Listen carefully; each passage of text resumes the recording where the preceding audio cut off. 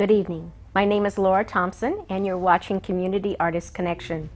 On this show, I interview artists in the community that are doing something special.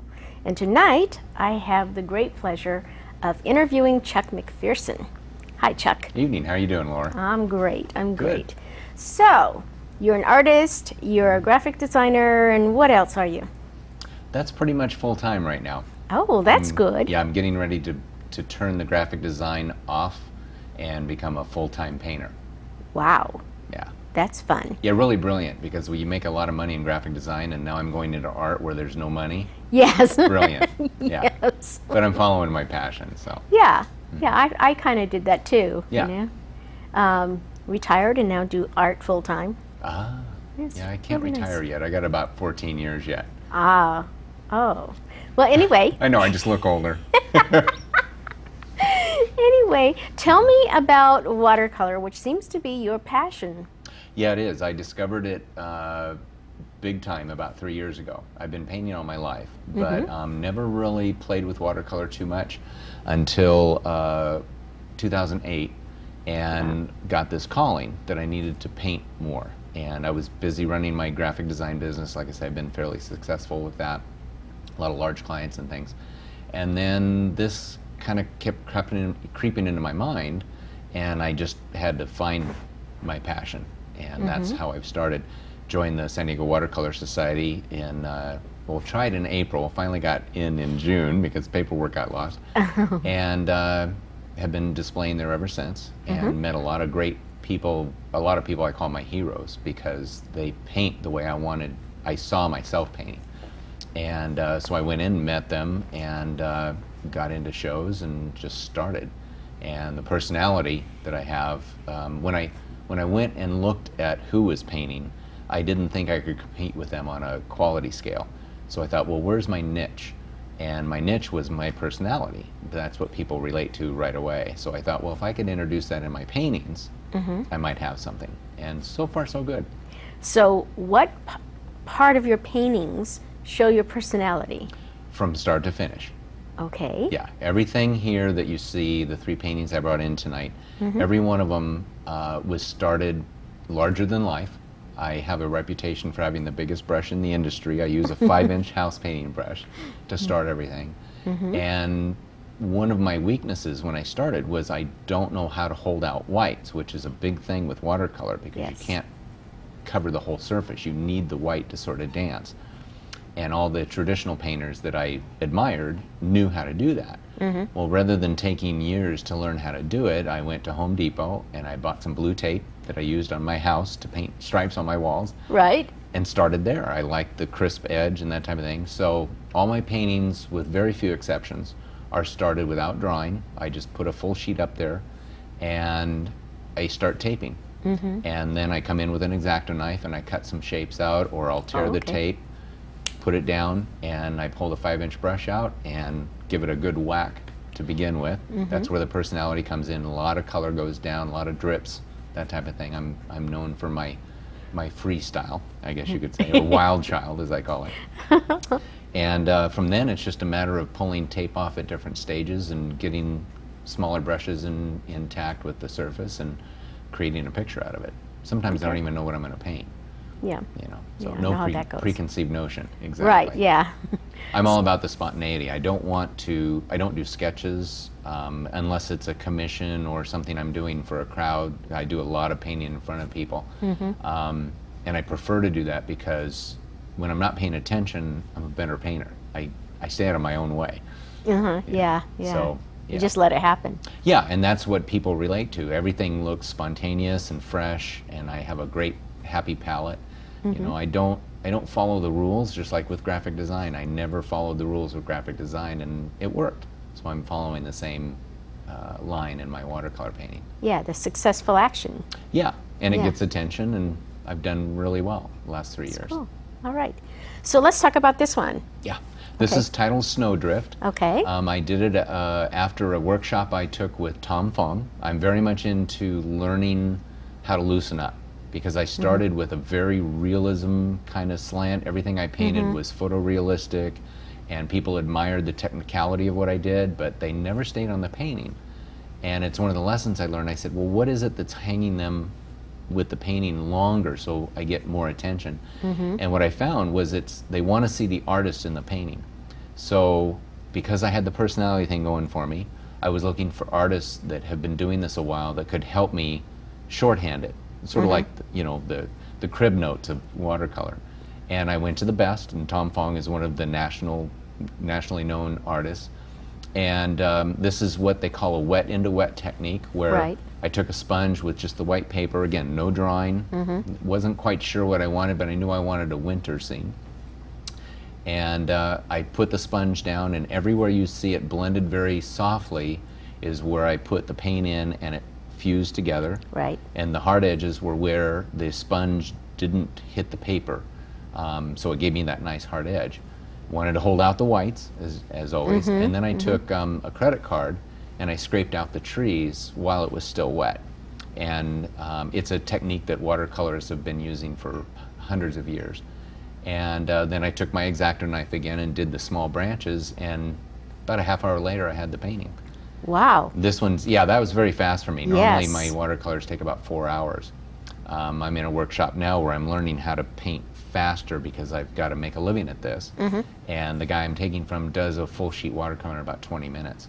Wow. So this painting has a few awards. It was in the Western Fed show up in Utah this year.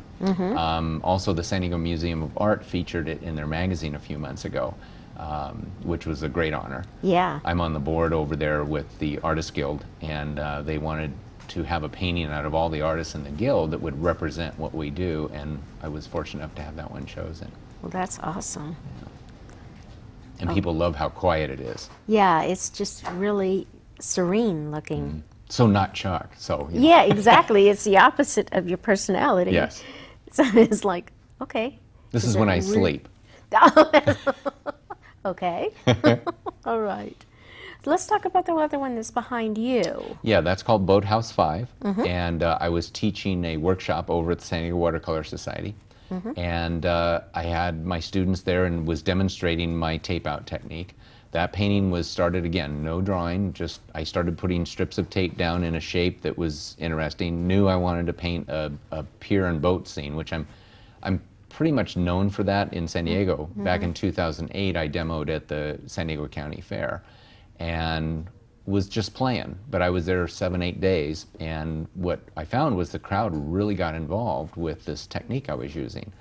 So again, very first step is I just put the blue tape down, cut patterns and that type of thing. I sort of have an idea where the spatial relationships will go, but I was sort of deemed an intuitive painter, which is a nice compliment. I like that. Yes. The more I think about something, the worse it comes out. So again, with the spontaneity, I want to just do it quick and keep the crowd entertained. And I was holding 20, 30 people for 3-4 hours. Wow. And on this one, though, it was a demo for my class. And tape-out technique, 5-inch brush again, heavy-duty color. I'm not afraid of putting darks down first. A lot of watercolorists like to work light and then get darker. Dark, yes. It's a way of working, but it doesn't fit my style. It's got to be bold and brash. And there's salt and pepper in that. There's lipstick. I borrow lipstick. Like tonight, you'd be a perfect candidate for me to say, "Can I borrow your lipstick?" And some traditionalists have issues with that, but I'm more about the entertainment value, drawing the crowd and getting attention and that type of thing. And it worked when I do a public exhibition like that. And that's how that one came about. Yeah. And it actually gets the audience actually involved in the painting. Yes. In fact, the funny story behind that one, I didn't realize that the dots were in the shape of a 5. And I asked one of the girls in the audience what her favorite number was. Normally it's 7. It's like 9 times out of 10 it's 7. And she said 5. And I went, okay, 5. And I put the 5 on the boathouse. Right. Once I pulled the tape off, everybody goes, oh my God, it's a 5. I just pretended that I didn't realize that, you know. No, I'm a genius, but no, I kid. You got to keep them on their toes. You know? Yes, artistic genius. That's right. That's right. I love it when it sneaks up on you. Yeah, you don't know you did it. Okay, and then let's talk about this one behind me. That's called the Old Mission Dam. I did that out at the visitor center out there in, I'm not sure what the city is, they call it San Diego, but it's by Cowles Mountain there. And it was another demo. It was a 2-hour demo during an art show that Joe Darren and I were having out there. And Joe Darren's a wonderful local photographer, very good friends. He's on the board with me over at the museum. And here again, I taped out the trees while I was talking, you know, trying not to concentrate, tore the tape, cut the tape, got my shapes going.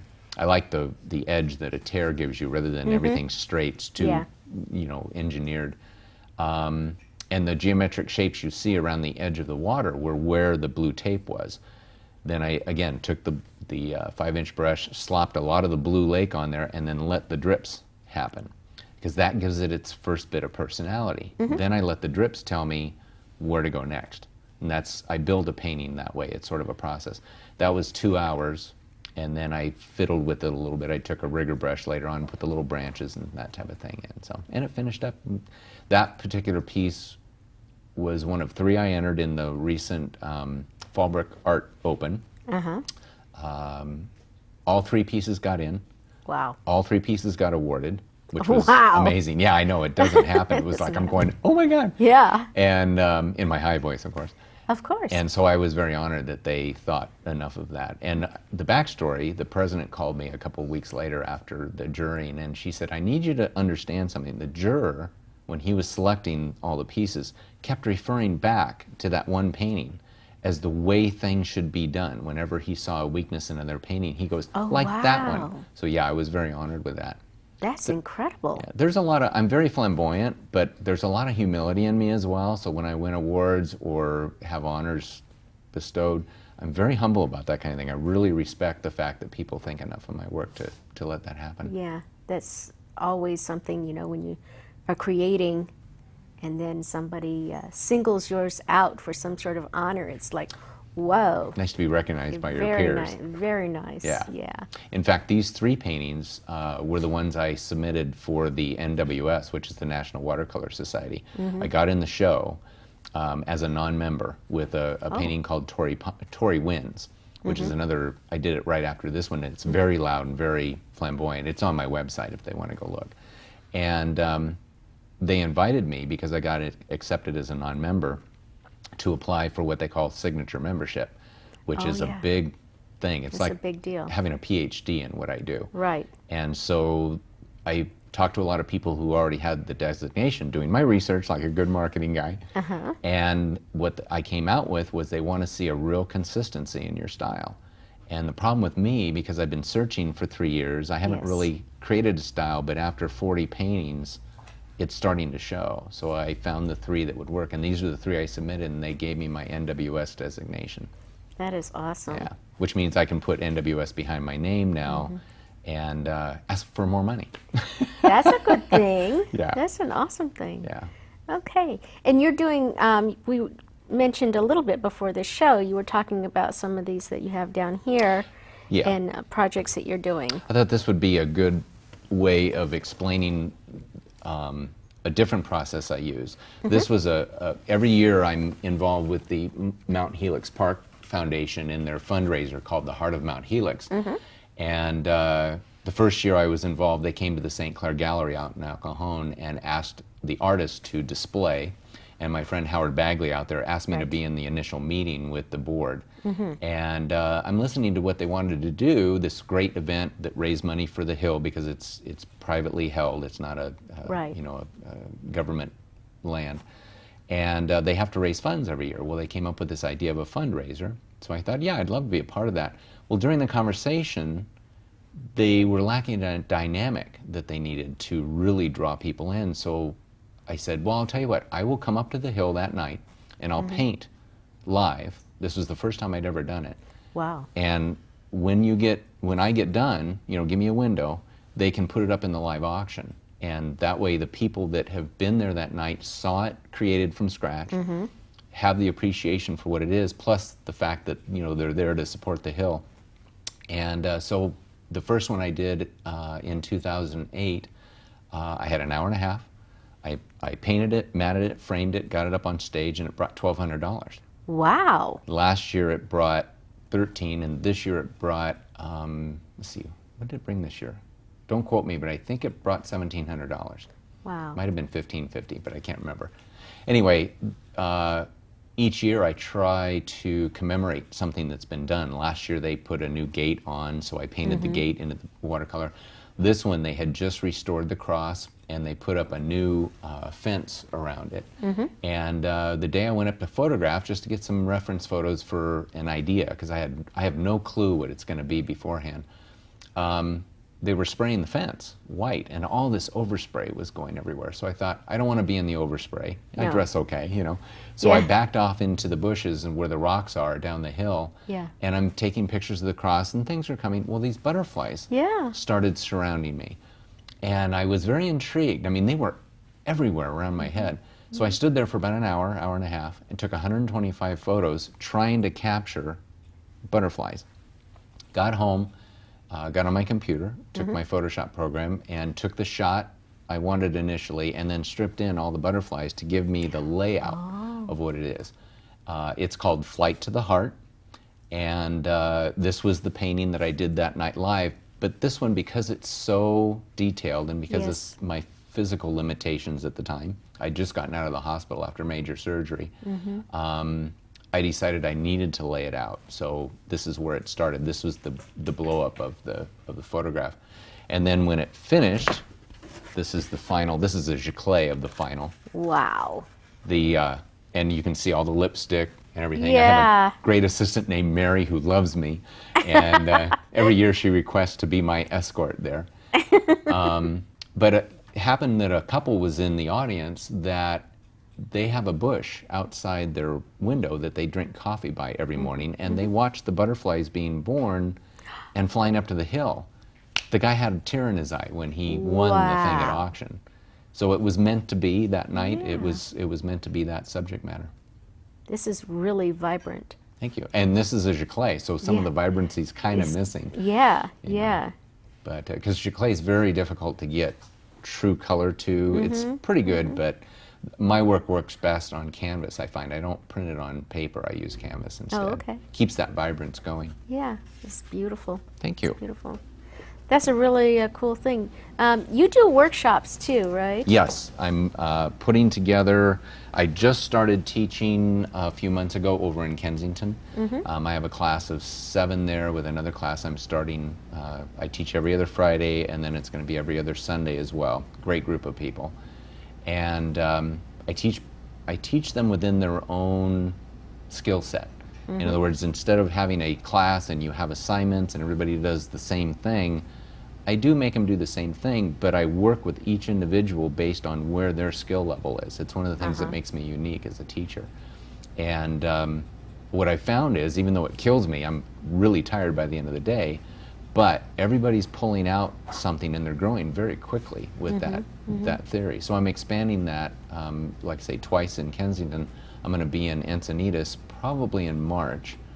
And then I do workshops or demos. I do a lot of charity demos and that type of thing. In fact, tonight over at the mall, I was in the show over there at Parkway Plaza. I met a gentleman from Kiwanis, and he's going to call me about coming over to one of their breakfasts here locally and very cool. doing a demo for them. So yeah, word of mouth. That's how it works. You know, it works. Spread that reputation. It works really well.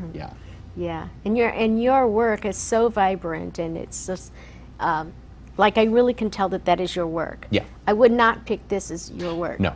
This is not a typical Chuck. That's right. But it's absolutely gorgeous. Thank you. And I like the little purple.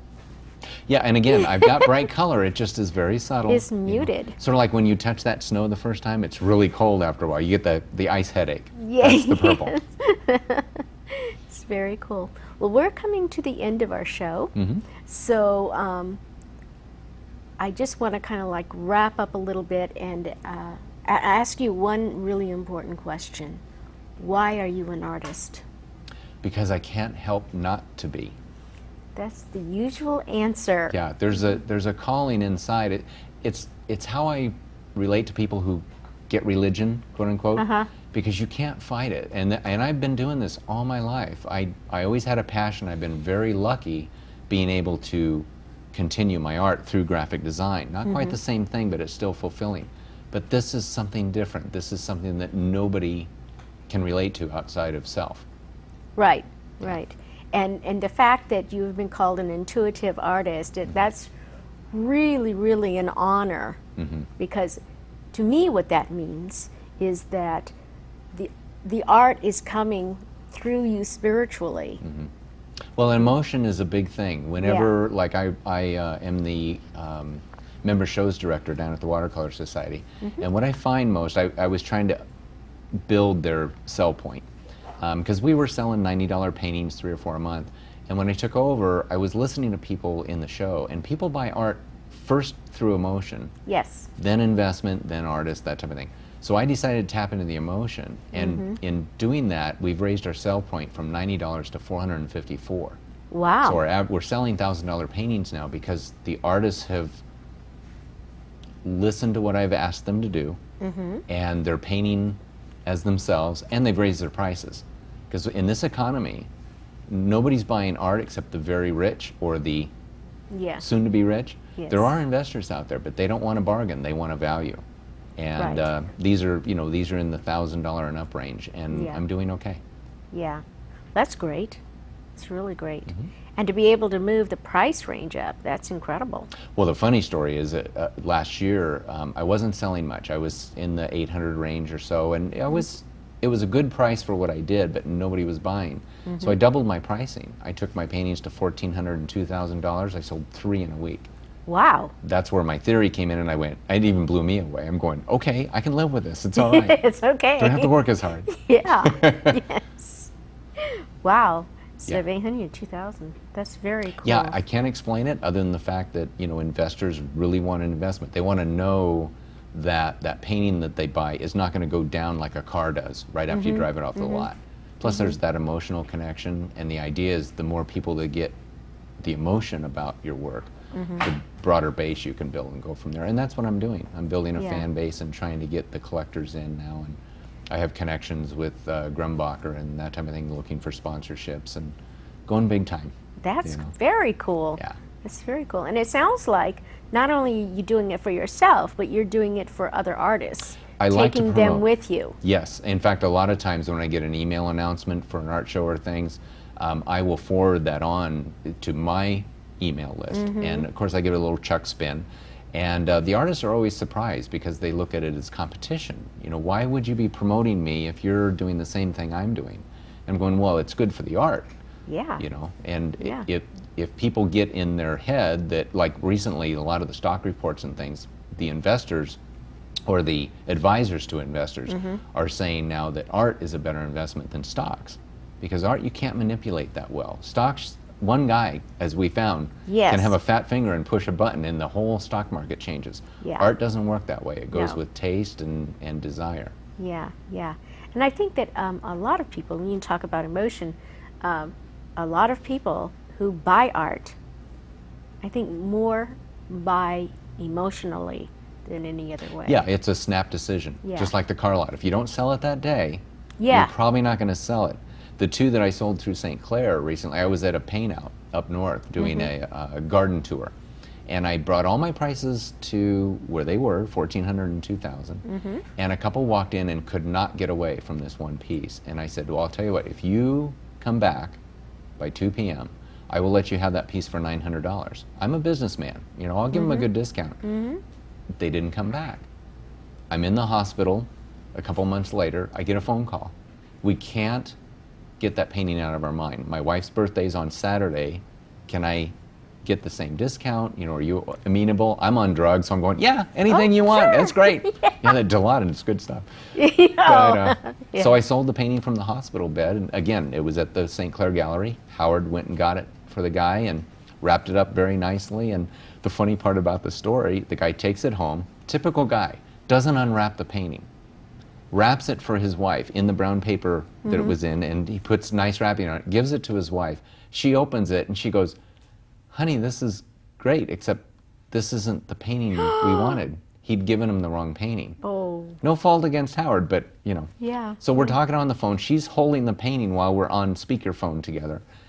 And she goes, Chuck, this painting's growing on me. Would you be willing? And I went, well, I'll tell you what. You're already a McPherson collector.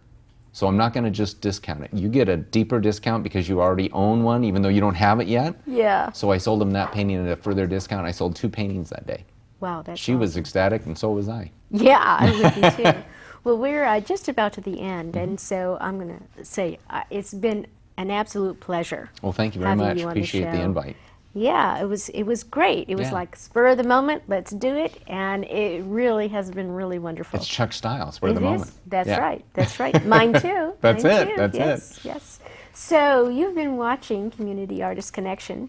We are part of the San Diego County Community Coalition, and we are taking control of our own media. We have several shows on now. This show airs every Thursday at 9:30, and then we have Progress in San Diego on Sundays, and that is at 5 o'clock. And we have Tapestry of Concerns at 6 o'clock on Sundays, and we have Truth to Power on Wednesdays at 11. So what do you do in your spare time? 11:30. Sorry. Well,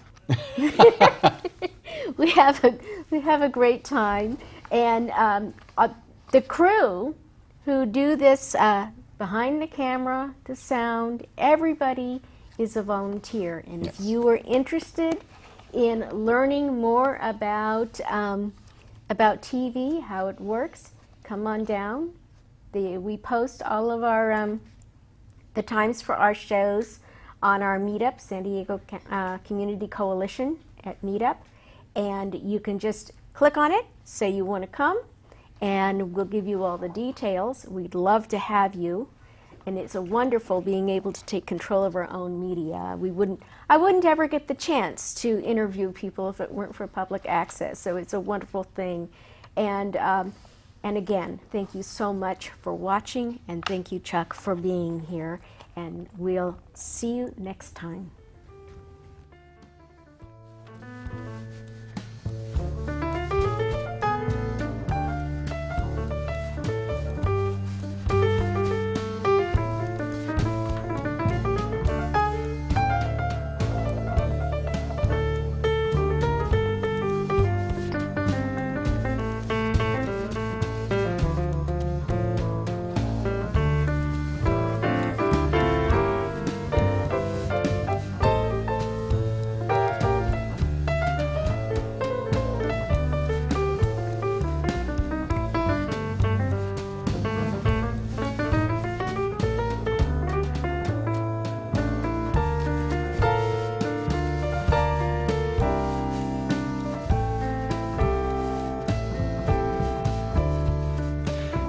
Help me live inside myself, trying to find